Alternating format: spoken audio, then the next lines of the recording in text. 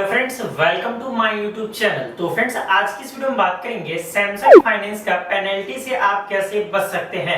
Friends, जैसा कि आप लोगों को पता होगा कि 1 तारीख से लेकर के 5 तारीख के बीच में आपको सैमसंग का जो भी ईएमआई अमाउंट होता है वो भर देना होता है। लेकिन फ्रेंड्स, कई कबार ऐसा भी होता है कि आप 5 तारीख को पेमेंट करते हैं तो आपसे पेनल्टी लिया जाता है। इसका क्या रीजन है जिससे आपको पेनल्टी लग जाता है, या आपको ऐसी पेनल्टी शो कर रहा है आपको, जैसे मान लेते हैं 472 रुपए या 354 रुपए फाइन आपको लग रहा है, तो उस चार्ज से आप कैसे बच सकते हो, उस चार्ज को आपको कैसे नहीं देना पड़ेगा। आज की इस वीडियो में पूरा डिटेल्स में बताएंगे कि किस तरीके से आप सैमसंग का फाइनेंस का जो पेनल्टी होता है उससे आप कैसे बच सकते हैं। तो फ्रेंड्स, वीडियो में कंटिन्यू बने रहिए, वीडियो को लाइक कीजिए और चैनल पर नए आए हैं तो चैनल को सब्सक्राइब कीजिए, क्योंकि मैं ऐसी वीडियो बनाता रहूं तो मेरा कोई भी नया वीडियो आए तो नोटिफिकेशन आपको मिल जाए। तो चलिए फ्रेंड्स, करते हैं वीडियो को स्टार्ट। तो फ्रेंड्स, सबसे पहले हम बात कर लेते हैं कि जैसा कि आप लोगों को पता है कि सैमसंग का जो फाइनेंस का जो चार्जेस होता है, जो कि चार्ज देना पड़ता है आपको, जैसे मान लेते हैं आपका ईएमआई अमाउंट हुआ 1000 रुपए, तो आपको 1000 रुपए 1 तारीख से 5 तारीख के बीच में बोला जाता है। तो फ्रेंड्स, हम सबसे पहले आपको बता दें कि 1 तारीख से 5 तारीख के बीच में भरना होता है, ये गलत है डेट।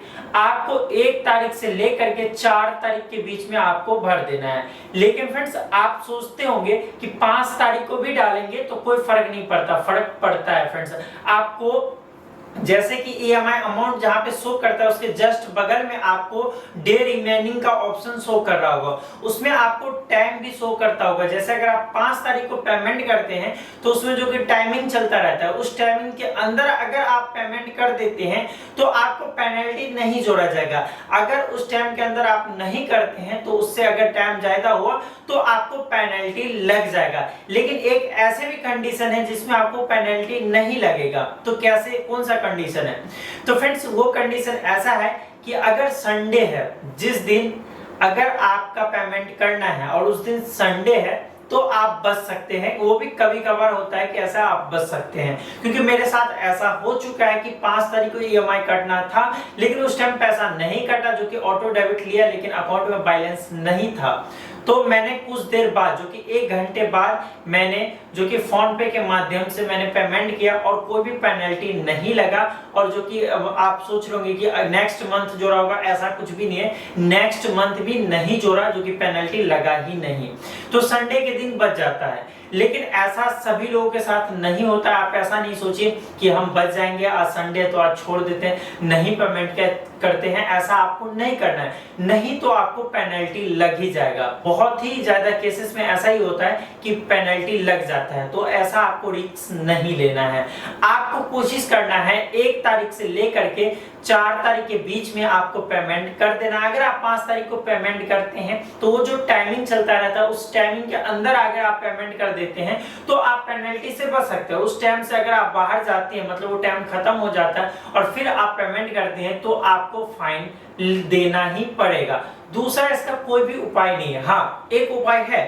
अगर मान लेते हैं कि अगर इस मंथ में आपको 1000 रुपए जो कि ईएमआई अमाउंट था और 354 रुपए आपको फाइन जोड़ रहा है, तो आप क्या कर सकते हैं, 1000 रुपए ईएमआई अमाउंट भर सकते हैं और 354 रुपए जो फाइन है उसका एक जो कि चार्जेस होता है फाइन का, वो आप 10 दिन बाद भी भर सकते हो। उसमें डेट भी शो करता रहता है कि आपको कब तक का टाइमिंग दिया गया है, तो उसमें डेट आप चेक कर सकते हैं, जो कि 10 दिन 12 दिन का टाइम बाद भी आप भरेंगे तो कोई दिक्कत नहीं है। तो ऐसा उसमें दिया जाता है, जो कि आप डेट वहां पे चेक कर सकते हैं। लेकिन ऐसा नहीं कि आप फाइन नहीं देते हैं तो कोई फर्क नहीं पड़ता। अगर आप फाइन नहीं देते हैं तो फर्क पड़ता है। आपको फाइन का जो भी चार्जेस होगा, अगर फाइन को आप टाइम टू टाइम नहीं भरते हैं तो फाइन पर भी फाइन लगाया जाता है। मतलब जो मान लेते 354 रुपए आपका फाइन बना तो उस पे भी एक्स्ट्रा चार्ज बनेगा अगर आप टाइम से पेमेंट नहीं करते हैं तो अगर आपका फाइन बन गया है तो आपको फाइन भरना ही पड़ेगा, नहीं तो आपको एक्स्ट्रा पेमेंट करना पड़ेगा। और सैमसंग फाइनेंस में ये भी सिस्टम दिया गया है कि अगर आप टाइम टू टाइम पेमेंट नहीं करते तो आपका मोबाइल लॉक हो जाएगा, और जैसे ही मोबाइल लॉक होता है तो दूसरा कोई उपाय नहीं है, आपको फाइन के साथ आपको पेमेंट कीजिएगा तभी आपका मोबाइल चालू होगा। लेकिन आप यूट्यूब पे बहुत बहुत सारे ऐसे सर्च करते होंगे वीडियो कि ऐसा कोई सिस्टम मिल जाए कि जिसमें फाइन नहीं लगे। तो ऐसा कोई भी सिस्टम नहीं है कि आपको फाइन नहीं लगेगा, फाइन लगता ही है, जो कि कंपनी फाइन छोड़ेगा नहीं, क्योंकि आपको 1 महीने का जो कि टाइम दिया जाता है। और सैमसंग फाइनेंस में तो ऐसा भी है कि आपको इंटरेस्ट भी नहीं लग रहा है। तो ये तो मतलब आपको 1 महीने का टाइम मिल रहा है ना, आप 1 महीने में कभी भी पेमेंट कर सकते हैं। मान लेते हैं कि आप जनवरी महीने में पेमेंट किए, ठीक है, जनवरी में आपका ईएमआई था, आप 5 तारीख के अंदर में पेमेंट कर दिए। उसके बाद आपको फरवरी में पेमेंट करना है, तो आप चाहे जनवरी में भी पेमेंट कर सकते हो, उससे कोई दिक्कत नहीं है। तो जनवरी से लेकर के फरवरी 4 तारीख तक आपको टाइम मिलता है पेमेंट करने के लिए। आप अगर 5 तारीख को पेमेंट नहीं करते हैं, 5 तारीख को जो टाइमिंग रहता है उस टाइमिंग तक आप पेमेंट नहीं करते, उसके बाद आपको फाइन लगता है। आप 10-11 बजे भी कर दीजिएगा 5 तारीख को, तो आपको फाइन नहीं लगेगा। मैंने देखा है ऐसा, जो कि 10-11 बजे तक आप पेमेंट उसके अंदर कर देते हो तो फाइन नहीं लगता है। ज्यादातर मैंने देखा है जो कि 12 से 2 के बीच में पेमेंट करता है, ठीक है। तो आपको ऐसा नहीं करना, 4 तारीख के अंदर में पेमेंट कर देना है ताकि आपका पैसा एक्स्ट्रा नहीं लगे। तो फ्रेंड्स, आई होप कि आपको यह वीडियो काफी ज्यादा इंफॉर्मेटिव होगा आपके लिए। तो यह वीडियो को जरूर लाइक कीजिएगा और कमेंट करके जरूर बताइएगा कि आपको यह वीडियो कैसा लगा। अगर आप भी इस चैनल पर नए आए हैं तो चैनल को सब्सक्राइब कीजिए और साथ ही बेल आइकन को प्रेस कीजिए ताकि मेरा कोई भी नया वीडियो आए तो नोटिफिकेशन आपको मिल जाए। तो फ्रेंड्स, मिलते हैं अगली वीडियो में नए टॉपिक के साथ।